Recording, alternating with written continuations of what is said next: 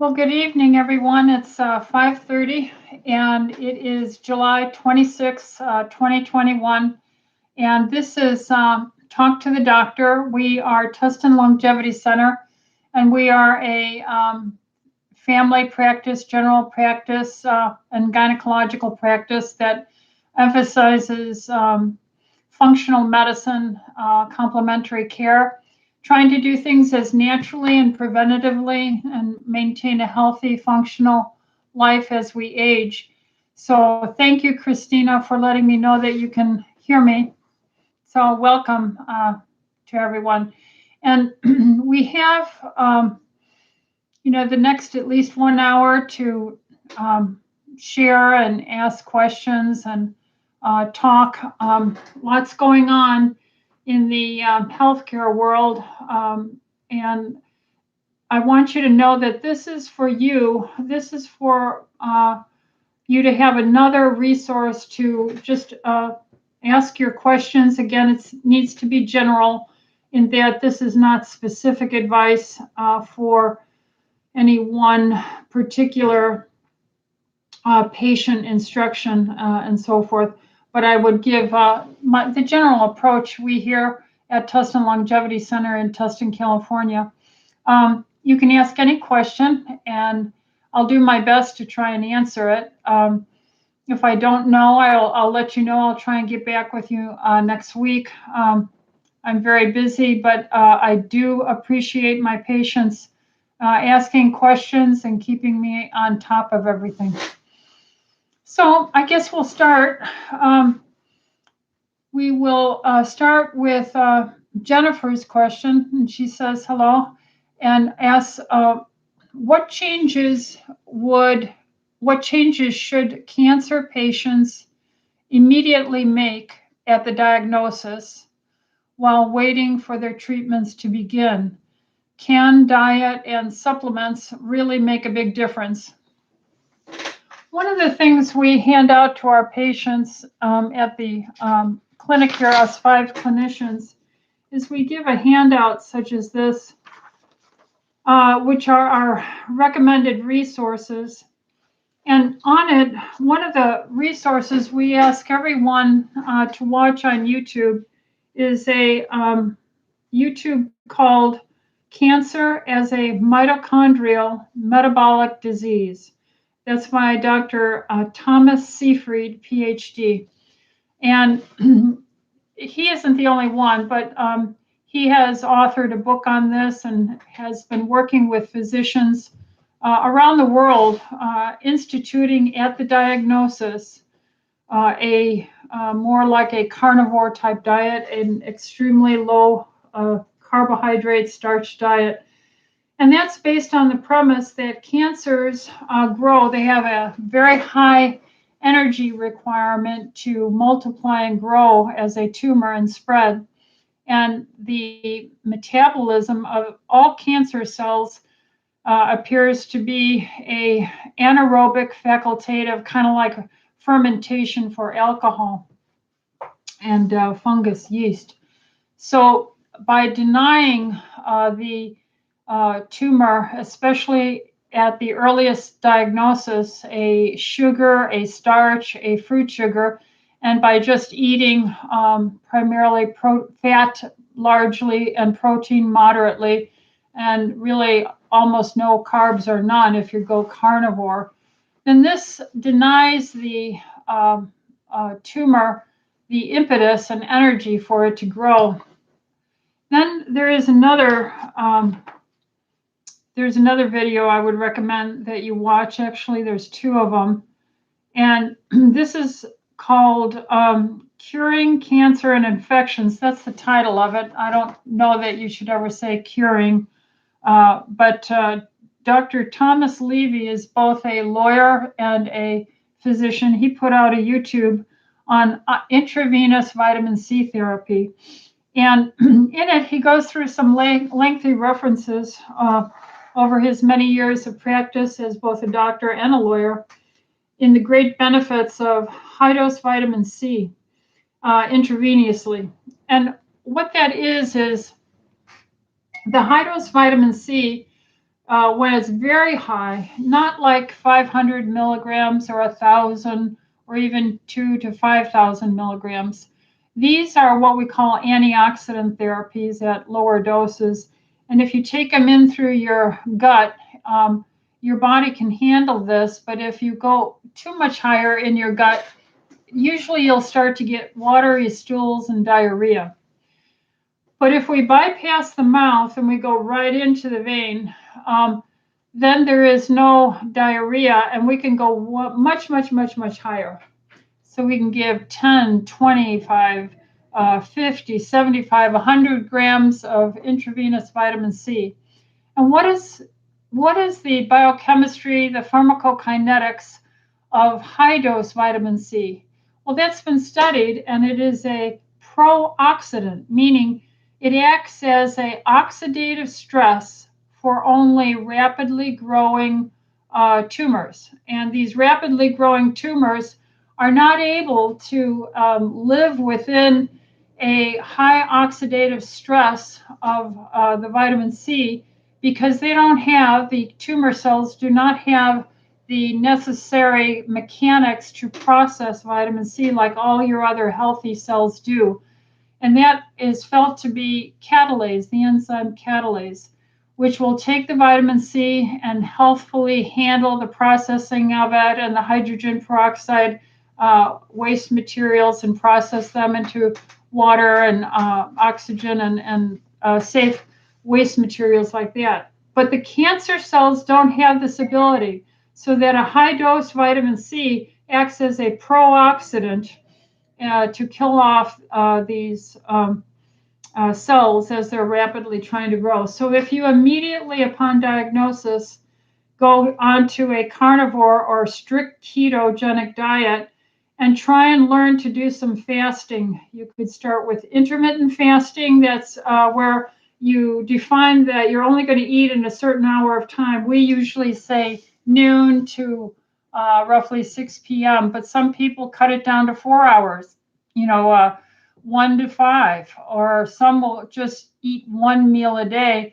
and cut it down to a 22, 23 hour time where they're eating. Some people will initiate with a fast for 2-3 days. Now, if you're an insulin diabetic, of course, you have to be careful and be under the care of your doctor for any fasting advice in your particular situation.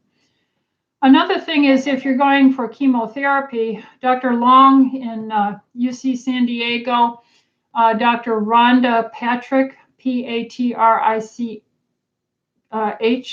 Patrick, Rhonda Patrick is a biochemist also who has a YouTube called Found My Fitness.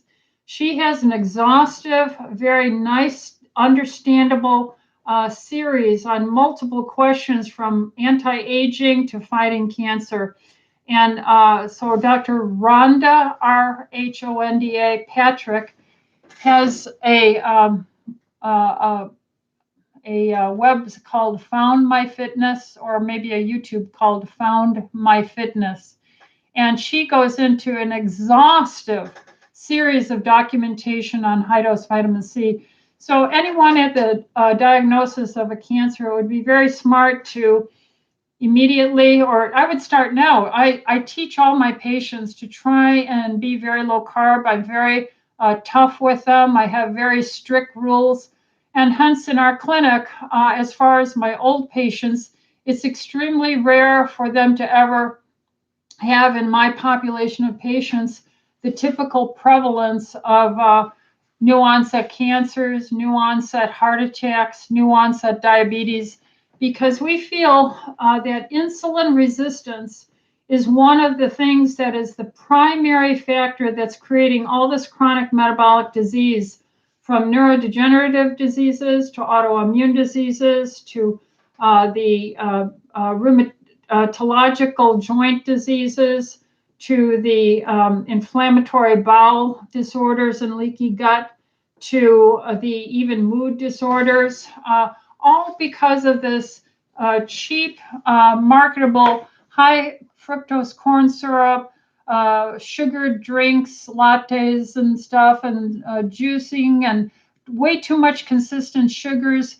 creating a stressful high average insulin, which promotes fat to grow, your blood vessels to thicken, and to have the tumors that may be trying to grow to grow. So that is what I would say, Jennifer. What a patient should immediately start doing, the changes. And then, of course, drink water. Half of your weight as ounces every day. So whatever your total weight is, cut it in half. That's how many ounces. And then you could go to the health food store and try and start eating, taking some systemic enzymes. Systemic enzymes help clean away the debris of old dead cells that when you starve the tumor out, you're going to have waste material. So you could start fasting, drinking your water, eat in a very known little part of time in a day, never eat late, and to take some systemic enzymes.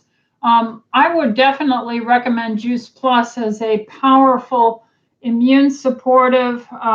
All your lymphocytes, NK cells, T cells, all of them would be very good. Plus, it would not have any sugar. All the fruit sugar and starches are removed.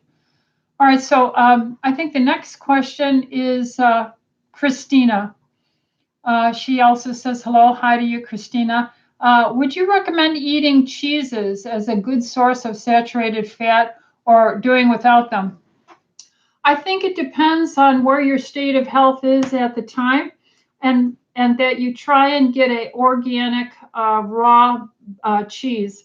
I go to Sprouts near here in Tustin, and Organic Pastures is the farm. We've had the owners of that farm come and talk to our patients in a live audience here in the past. So I use Organic Pastures, and they have a cheese product that is called cheddar cheese, but it doesn't look orangey red like the commercial pasteurized, homogenized dairy products. And so this looks more like a white colored cheese. I get it as a big brick. They also have it in shredded bags so that I could use it shredded as well. And I don't try and recommend using it day after day after day. But if it's a choice between you eating a high carb something or sugar, fruit sugar something versus having cheese, I would opt for the cheese anytime. But so some people have a allergic reaction to their gut and their body to the dairy products. And there could be many reasons for this. They could have typically blood type A has difficulty with digesting the fats and proteins. But then O-type blood as a class, they are particularly getting the skin reactions, the sinus congestion and stuff from the homogenized pasteurized dairy products. But once these things heal up, if you go on, usually we'll put them on a 3-month avoidance of these foods, typically the grains, the dairy, the legumes, if they have not done a immunofood allergy test. And that greatly helps patients. And then they can probably roll back into their diet on a once every 4 or 5 day basis, these kind of cheeses, but preferably staying raw. And then with the A's, we make sure that they get their digestive enzymes so that they can handle the richer fat and more satisfying, satiating fats and proteins. So hopefully that answers your question, Christina. And then Jennifer had another question. How is eating whole fruits with fructose content different from taking pure fruit powders like Juice Plus? Does Juice Plus not have the fructose in it? And that's correct, Jennifer.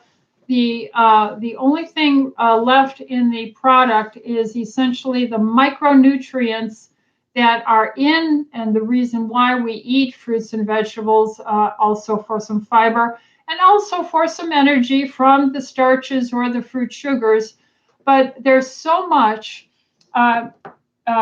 Many times I have to say to my patients, good food becomes bad food.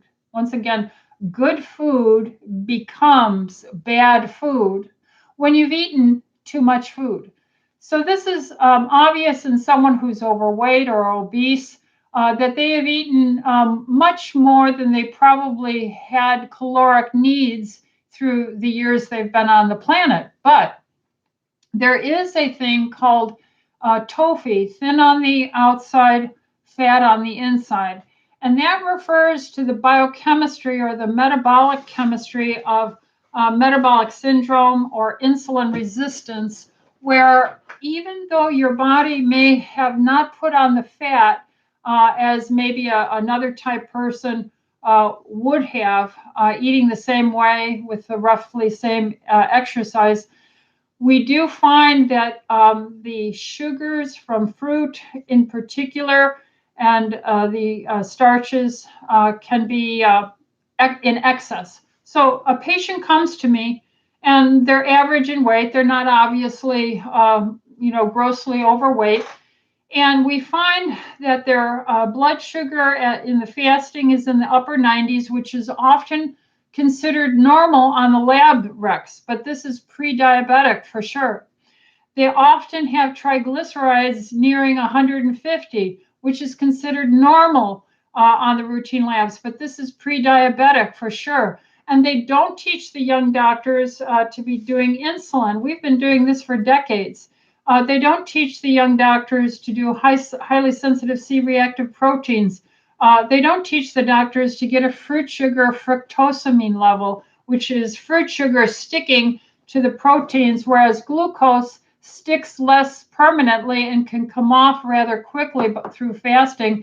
Fructose is permanent, and there is no enzyme or method to get rid of it until the whole protein and structure is turned over. So yes, Juice Plus in their process, I've been using them 23 years or so. I've been to their plants. I've seen their home farms. These are basically family-owned farms, smaller farms. Their irrigation is checked. Their natural pesticides and herbicides are used. They do spectrophoramorphic testing at 4 different points in the harvesting of these things. It's processed in a chilled, dark and oxygen reduced environment so that the micronutrient antioxidants are not destroyed by light or heat or oxygen. So yeah, that's why we take it. That's why I take it. Okay, and then Deborah is there and says, hi. Hello, back to Deborah. I know you. You're my sister. And so, Deborah, let's see. You went for your first EDTA chelation. Bravo! I'm proud of you, Debbie. And they used an IV push instead of an IV infusion of 2 to 3 hours. What is your opinion? Well, the active ingredient is EDTA, so that you got hopefully at least 1.5 grams IV push over 10-15 minutes. And that's possible to do if you have the staff and the time to do it. But you're missing all the micronutrients that we put in there, the B vitamins, the vitamin C and such during that time. So we have, our protocol is at least 1 hour where you're getting not only the EDTA to remove the toxins and possibly even the spike proteins that are produced from the vaccination and from the infection of COVID because of the polar nature of that spike protein. There's appearing evidence is mounting that its polar nature is a cation positive and EDTA is an anion negative. So that if that's the spike here and this is the EDTA, it's going to grab onto it and help pee it out through your urinary system. So I don't think there's anything wrong with the IV push. If that's what is needed, if they're hopefully charging a significantly less for it because they don't have to monitor you for 1, 2, 3 hours. So that is fine. You're getting the product. Just find out, Deborah, what is the milligram dose? How many grams of EDTA you get in the push each time? I don't think it's much ever over 1.5 grams at any given time. All right, so let's see. Damien. Damien says, I'm enjoying the benefits from intermittent fasting. Very good. And so am I, Damien. And now I want to move forward to a 24-hour fast. Good. Every time I try it, I fail. I feel lightheaded. Is there any way to prepare for a 24-hour fast? Well, you need more satiating, satisfying oils. And you could take some medium chain triglyceride and put a tablespoon of that into some hot tea or coffee. You could put 2 tablespoons of butter into coffee. And so this fat should help you get through to the 24th hour when you start to eat. And I just did a 24-hour fast just now. The last time I ate yesterday was around 2:30. And I nibbled something here. What did I nibble? I had my doctor's bar. So I had my doctor's bar. So that's all I've had, and I feel quite fine and satiated. So try that, Damien. Try and use some real butter and put it in hot coffee and maybe spin it up or stir it up so it looks like it's got cream in the coffee. Or you could add together with that a ounce of tablespoon, half ounce of medium chain triglycerides, and see how that goes for you. What else might be a good source? I would say that's the thing I would try, Damien, and then get back with me or send a message and to the office and let me know if you do try that in your 24-hour fast, if that was satisfactory for you. Okay. All right. Carol calls and said, what do you think of them claiming the unvax causing all of the new outbreak? What do I think of them claiming that the unvax are the cause of the new outbreak? Well, I have to say that I am now most distrustful of even the orthodox medical system. I have seen so much conflicting data put out by those who are purported to be the authority figures. I have seen, and I have some, I have many articles that I have in case we run out of things, but I guess I'll bring an item or two up. One is just last week, July 21st, 2021, the Centers for Disease Control and Prevention put out a lab alert reporting that changes to the CDC RT-PCR for SARS-CoV-2 testing. And it says that after December 31, 2021, the CDC will withdraw the request to the U.S. Food and Drug Administration, FDA, for emergency use authorization of the CDC 2019 novel coronavirus real-time RT-PCR diagnostic panel. The assay first introduced in February 2020 for detection of SARS-CoV-2. Now, what they go on later in the article is to say the CDC encourages laboratories to consider adoption of a multiplexed method that can facilitate detection and differentiation of SARS-CoV-2 and influenza viruses. So I guess they're going to reintroduce screening for the flu again, because I know they didn't last year. And so I have to ask, where did all those flu deaths typically, we have 50,000 deaths per year. I've seen as low as 20-some thousand in a year, and I've seen as high as 88,000 in a year from the seasonal flu. The efficacy of the flu vaccine annually is at best 46% efficacy, which means its absolute risk reduction is dismal, maybe 0.46%. So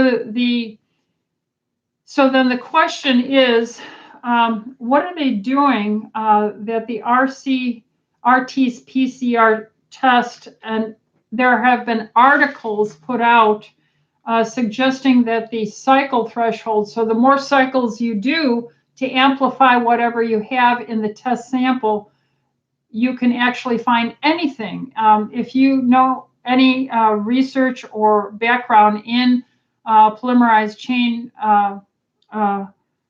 therapy testing, that the creator of this was Kary Mullis, M-U-L-L-I-S, who died in 2019, 3 months before the outbreak of the COVID was declared in January or February of 2020.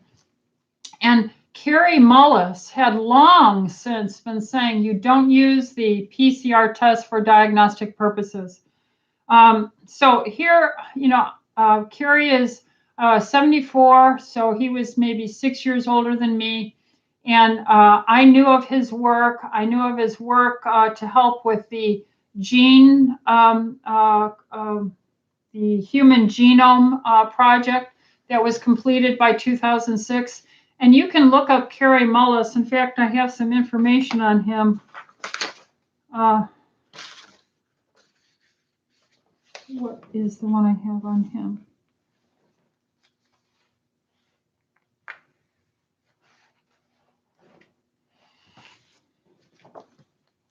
There was a article written in June 27 of 2020, so a little over 1 year ago. And the name of the article was COVID-19 PCR tests are scientifically meaningless through the whole world, though the whole world relies on the RT-PCR to diagnose SARS in CoV-2 infection, the science is clear. They are not fit for the purpose. This is written by Torsten Engelbrecht and Konstantin Demeter. These are scientific journalists from Europe, and they've put out this lengthy article in the offguardian.com, Guardian, and they published this June 27, 2020. So it's a very thick, long read, but it's absolutely fantastic. And so I highlighted the first part. It said lockdowns and hygienic measures around the world are based on numbers of cases and mortality rates created by the so-called SARS-CoV-2 RT-PCR tests used to identify positive patients, whereby positive is usually equated with infected.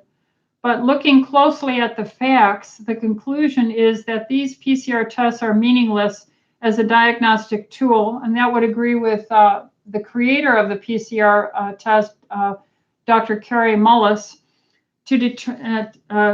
meaningless as a diagnostic tool to determine an alleged infection by a supposedly new virus called SARS-CoV-2.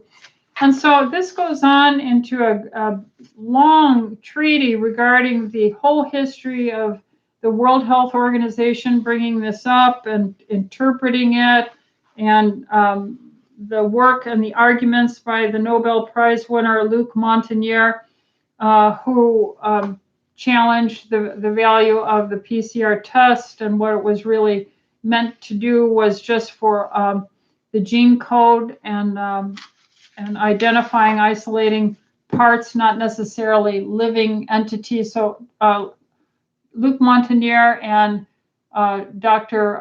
Kary Mullis would argue, unless you culture out a virus called SARS-CoV-2 and then give it to an animal, and the animal comes down with SARS-CoV-2 symptoms, and then you culture out of that animal that same entity. That's Koch's postulates of infectious disease that has been known for over 100 years.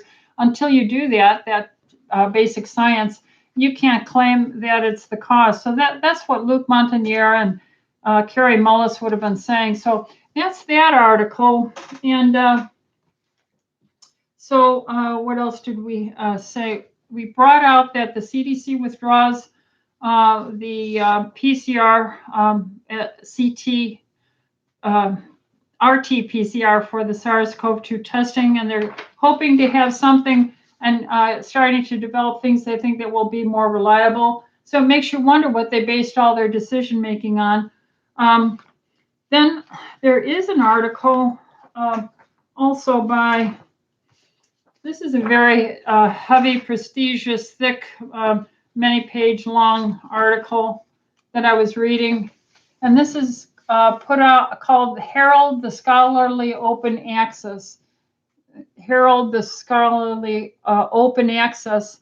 So this is the Journal of Clinical Studies and Medical Case Reports. And in it, it's titled, Coronavirus is a Biological Warfare Weapon. So it caught my eye. This was June 10th, 2020. And Dr. Francis Boyle was referred to in this article. And the author, researcher who wrote this is, well, I can't pronounce their name. These are too hard.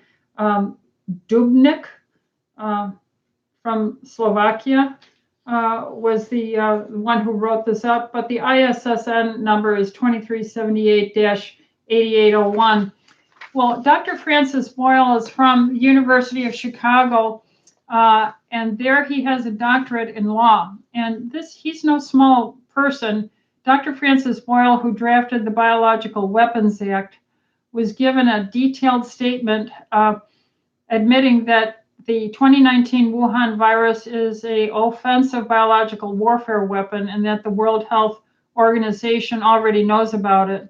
Francis Boyle is a professor of international law at the University of Illinois College of Law, and he drafted the U.S. domestic implementing legislation for the Biological Weapons Convention, known as the Biological Weapons Anti-Terrorism Act of 1989. You know, when I was on active duty as a doctor on the military, I was also trained in preparedness, readiness for biological, radiological, and chemical decontamination. So I'm very well familiar with this man and the work that he did, because I was part of the response team as a young doctor on active duty. So this is an article that was written June 10th, 2020, Journal of Clinical Studies and Medical Case Reports. I had read this before last year, but it came up again in some of these questions. So there are so many conflicting reports, so many challenging questions. If the PCR test is now going to be replaced, recalled, how valuable was it? And we know that the CDC did have some change in the cycle threshold right around the inauguration of President Biden, and they dropped it to the 20s, upper 20s for cycle threshold. Prior to that, the cycle threshold was well into the high 30s, even 40. And it's well understood among scientists and researchers that cycle threshold for the PCR test, anything much above 35, even Fauci has been quoted saying anything above 35 is clearly just noise. It's not reliable. And I've seen CDC statements saying that as much as maybe, more than half of the testing could have been maybe false positives. So I can't make decisions on quicksand as far as science, and credible people like the creator of the PCR tests, Dr. Mullis, qualified physicians like Dr. Robert Fleming, PhD, lawyer, medical doctor, second guessing all of the recommendations for using that test and for identifying who and who doesn't have it, and challenging vaccine efficacy, and saying we should use only absolute risk reductions to help the average person understand what we're talking about. Because if you say it's a 94% efficacy, that's really for lab use and talk between scientists for going on with research. When you're talking about how does that translate to a person, it really translates down to anywhere from, I think Pfizer was a 0.8 absolute percent, 0.8 absolute percent risk reduction, and Moderna was like a 1.1 or 1.2 absolute risk reduction. And I think AstraZeneca was a 0.64. So they just multiply it by 100. You see, you can play with statistics. So science can be very deceitful. And just because you have a stethoscope on your neck and a white coat, it does not mean that they're all playing with open science. So it is a challenging question whether or not you can even make the assumption, have anyone say that the unvaccinated are a cause of the increase in cases. And then you say you shouldn't count cases. The only thing that we were traditionally taught, and when I was a young doctor, was any person presenting with illness. You didn't look at someone without symptoms and say you turn up positive, or you were near someone, you turned up positive, but you don't have symptoms. So this language has become all confused. The testing reliability has become questionable. The creator of the PCR said it shouldn't have been used. We have high-level lawyers at Chicago University who write international and national law on biowarfare, who even thinks that it did in fact come from the Wuhan lab. So how can one make a statement that one is causative or the other when we don't even have these facts established? So my answer to you, Carol, is what do I think of claiming the unvaxxed are causing a new outbreak? I say it's not provable. They haven't given sufficient data to make that a fact-checked, proven item, and the testing methods wherewith they're doing it are under question, and that's how I would handle it. All right. So Damien says, great question, Carol. So Elliot says, that sounds like social shaming tactics to me. Well, you see, when your personal health becomes a concern and that of your loved ones and family, we stop thinking rationally and we start thinking more emotionally. And we as doctors are to be trained to deal with emergencies, to deal with crisis management, and to have our head about us. And so that's why I'm doing all these. I must have read over 1,000 papers since last year. And all I can say is I find two different stacks. One suggesting that the PCR test isn't reliable. Another suggesting that the censorship element, you know, we had another retraction that occurred. What was that? Oh, by the way, I saw this article in the New York Times. This was from 2007, and it was published in Silview Media, SILVU Media. And it was an article that said, faith in quick test leads to the epidemic that wasn't. And this was about a internal medicine doctor, and what was her name?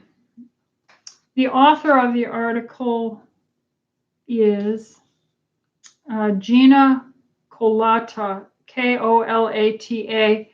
The article is called Faith in quick test leads to epidemic that wasn't. So this doctor on the New England coast, Dr. Brooke Herndon, Herndon, was an internist at Dartmouth Hitchcock Medical Center. And she had a bad cough for weeks, and then it went on to 4 to 6 weeks. And she thought possibly that she might have pertussis, although she had been vaccinated, as most of us had been. And it turned out others started coughing. And then there became an alarm and a concern, and they did the testing. And they found that nobody had pertussis. So they almost went into this epidemic lockdown at that time. And I think it was 2005 or 6 when this happened. And she goes on to say, the problems with getting this controlled and not turned into fear was that, and I'm quoting, the second problem was with the PCR test, the quick test to diagnose the disease, Dr. Chris Singer said. With pertussis, she said, there are probably 100 different PCR protocols and methods being used throughout the country, and it's unclear how often any of them are accurate. And I spent about an hour and a half, I think it was Saturday night, listening to a very lauded professor of immunology and research using the PCR methodology in Trial Site News. And it clearly is something, and he was laughing. It was a laughable situation to him. So I don't recall his name. I've had so many articles run through my mind, but you have to see, here I am, a doctor sitting trying to give sound advice to patients, and I see all this confusion and second guessing, so that I just don't have the confidence to have really a good heart about giving informed consent. So this is the epidemic that wasn't. And one of the problems was the PCR tests. What was the other item? This is more. Innova Medical Group recalls unauthorized SARS-CoV-2 antigen rapid qualitative tests with risk of false test results. So the recalled product, the FDA has identified this as a class 1 recall. The most serious type of recall. Use of these devices may cause serious injuries or death. So it's a class 1 recall. So the Innova SARS-CoV-2 antigen rapid qualitative test is, it goes under other names. I'm not going to read all the names, but this has been recalled. So this was put out by the FDA, and it says Innova SARS-CoV-2 antigen rapid qualitative test claimed to determine if a person has an active COVID-19 infection. The test used the nasal swab and a test strip, and then it drops down to say the performance characteristics of the test have not been adequately established, presenting a risk of false results. So how's that for confidence in all this big planning that we've done when you see things like this? So there's another Nobel Prize winner. I just brought up Luc Montagnier, challenging the premise of the origin of the virus and using PCR testing as well for establishing whether a person has it versus whether a person is sick and can transmit it. Now, here's another Nobel Prize winner. His name is Dr. Satoshi Ōmura. He's from Japan, and he is the man who found the actual mold in Japan that grew the material from which he distilled the product that was owned by Merck called Ivermectin. So he's the discoverer of this, and he got the Nobel Prize and the product for its great advance in helping world health in 2015. And so they took down all his YouTubes about the laudable event of the Nobel Prize and being given for such a wonderful drug. So, I mean, how can I trust things when I see Nobel Prize laureates being censored? So this is put out by Alitho News. This was by Tom Parker, and the title of it, YouTube Censors Video of Nobel Prize winner Dr. Satoshi Ōmura discussing ivermectin from July 2nd, 2021.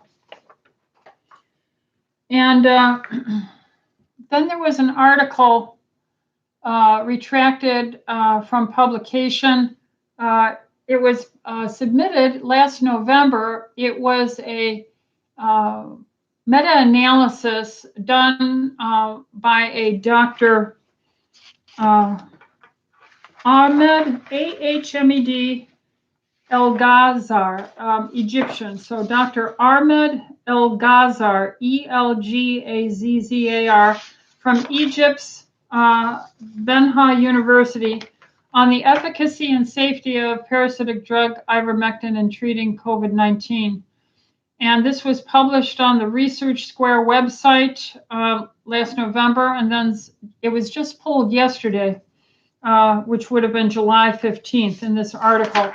So this article is another huge study because they had, I don't know, 20-some studies in here to look at the effectiveness of it, and the findings were rather remarkable, showing the potential value of it. So it bothers me that he wasn't allowed to make any statement. He wasn't given that space. So what's amusing also is it was a medical student who was given the assignment of reviewing it for final publication, that they took the medical student's word about the findings. They're alleging something like plagiarizing some part of the initial write-up of it. Well, you know, science should be repeatable, and so if you write things over and over, the definition of a PCR test should be the same. The definition of the history and the finding and the potential uses for ivermectin should be the same. You know, I don't know that I would go with a medical student as my screener and final authority, but it's going to be left in a haze of lack of knowledge since they're pulling it. I tried to read the article. I wanted to see what it said. I mean, you know, I'm published myself, but they take these things down rather than let us scrutinize them. So that's kind of the totality of these things that give me pause and concern. So I do not believe that we're testing accurately. I think there's question there. I have question about my history of you never would quarantine the healthy, and you never count as a case anyone who's healthy. And if the test isn't valid, how can you count them as a case? And really, we don't care about case numbers based on a potential faulty test. We're all only concerned about the person with symptom diseases, and we're concerned about then verifying a diagnostic test. And then we can see how many are seriously ill versus those that are dying versus mild diseases. And then we can come up with predictability. And the other thing is when you look at the influenza and its mortality, the RNAT number, it's about less than 1%. And the same turned out with what is being reported for the SARS-CoV-2. So this actually seems overall less significant than the seasonal flus I've lived through for 40 years of practicing medicine. All right, so that brings us down to Deborah also asks, what are your comments concerning NAGALEAS and GCMAF? Well, that's a lot of research into potential cancer management and therapies. There's great interest in it, but again, it's difficult to get science to be the NIH funding, your taxpayer dollars to go into these things.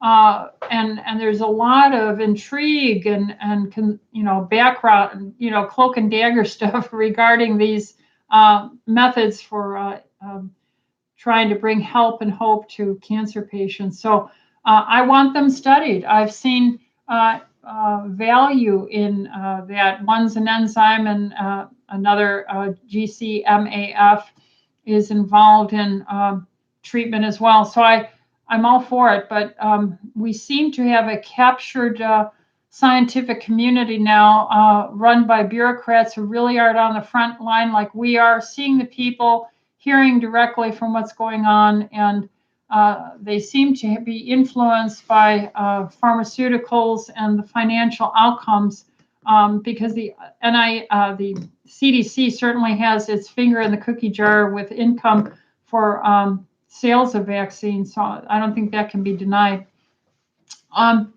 Let's see. Elliot goes on, how about nutritional yeast instead of cheese? Then it comes down to the question, Elliot, how good is that product being monitored?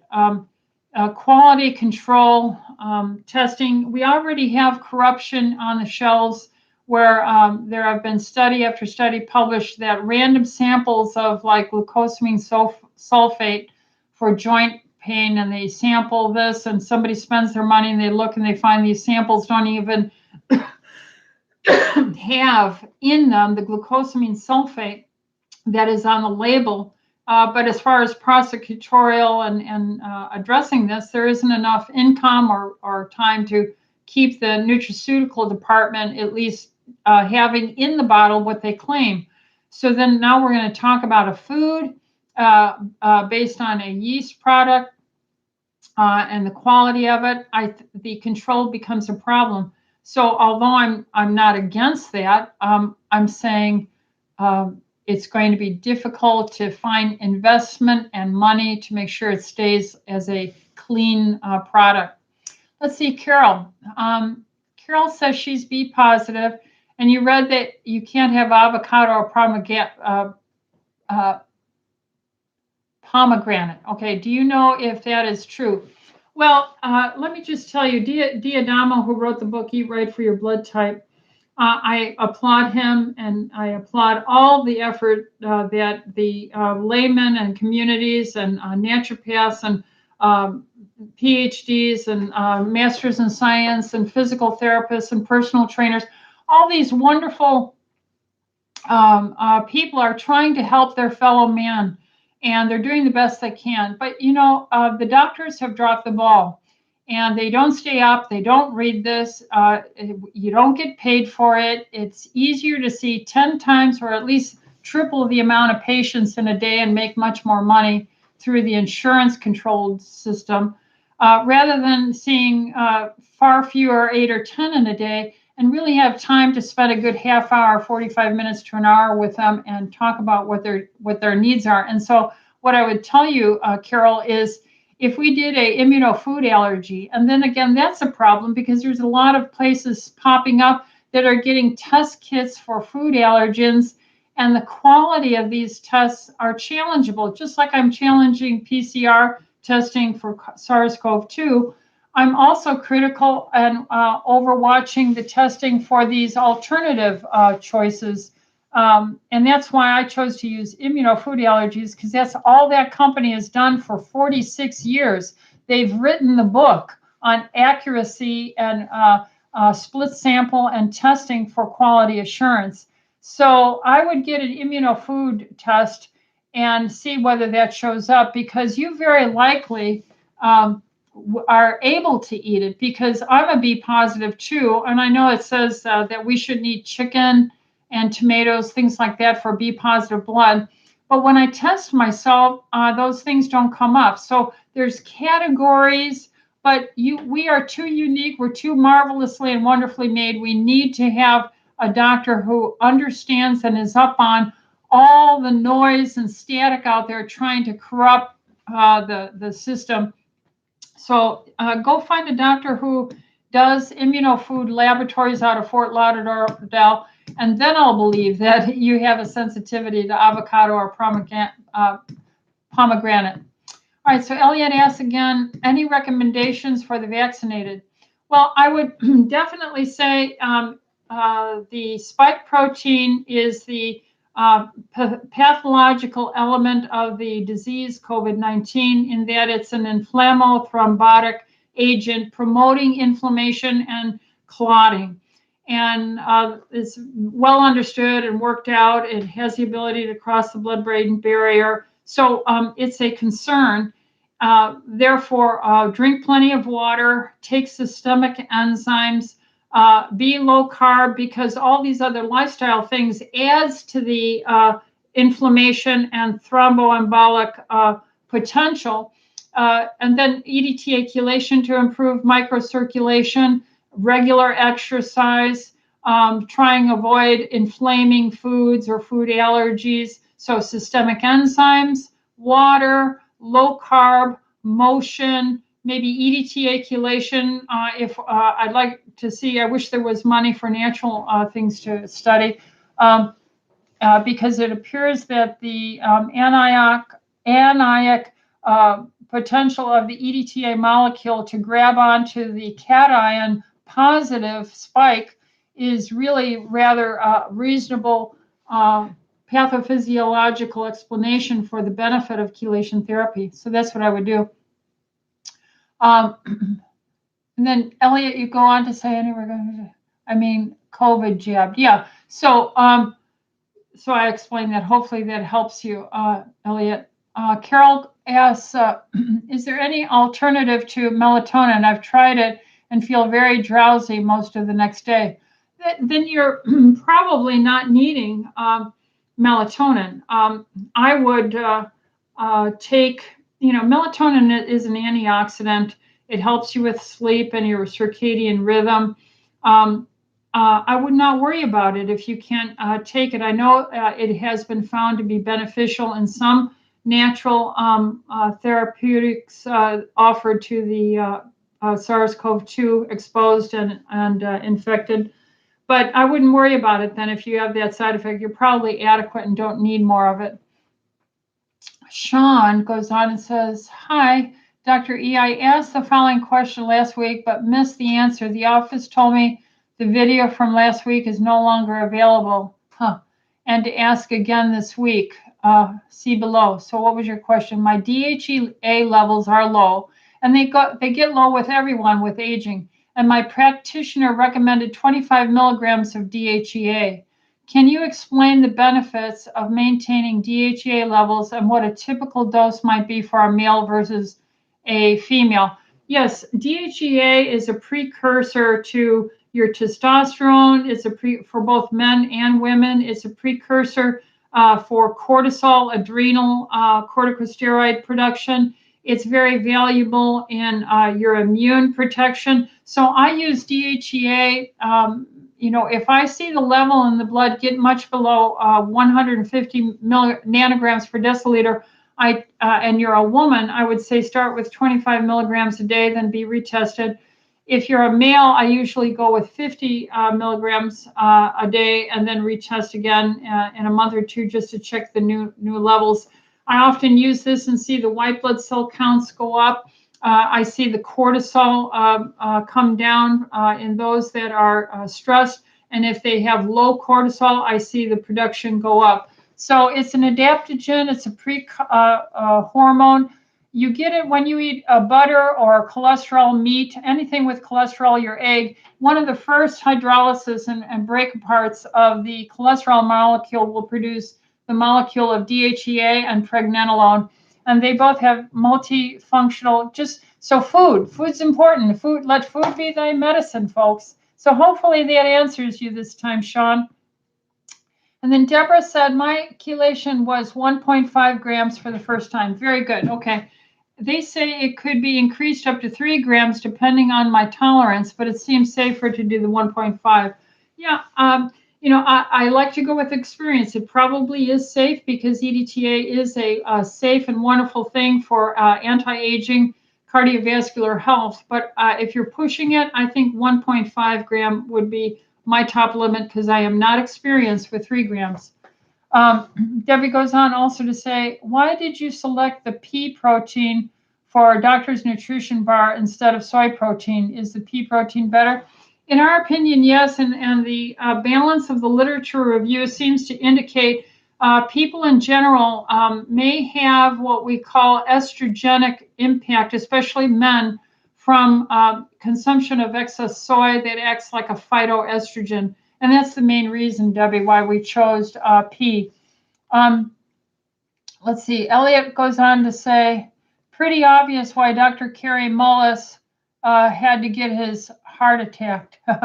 Well, my understanding is he died of a pneumonia.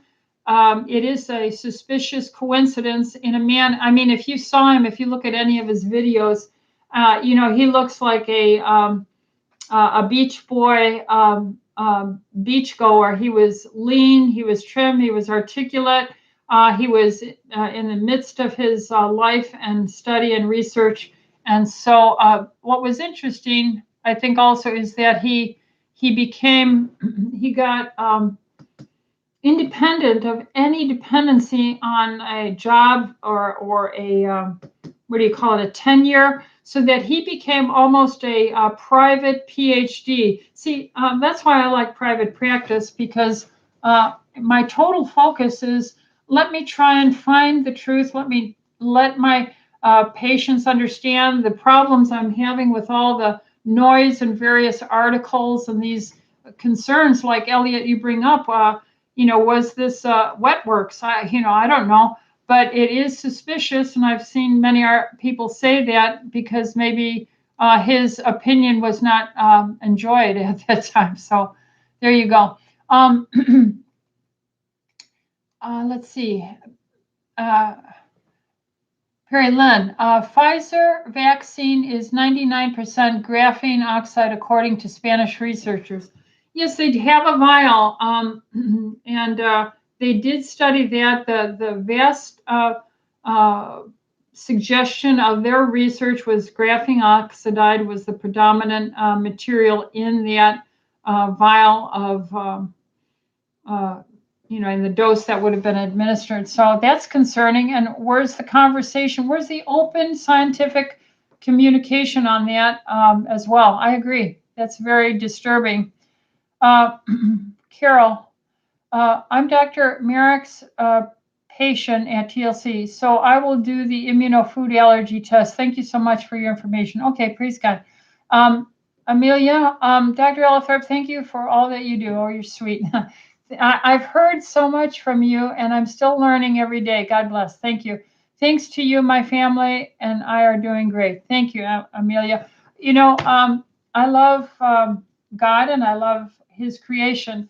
And so whatever your male-female thought or politics, I just have to stand in awe at the human body and treat everyone with just, as much support as I can. Let's see. And 6 million says, hello. I say hello back to you.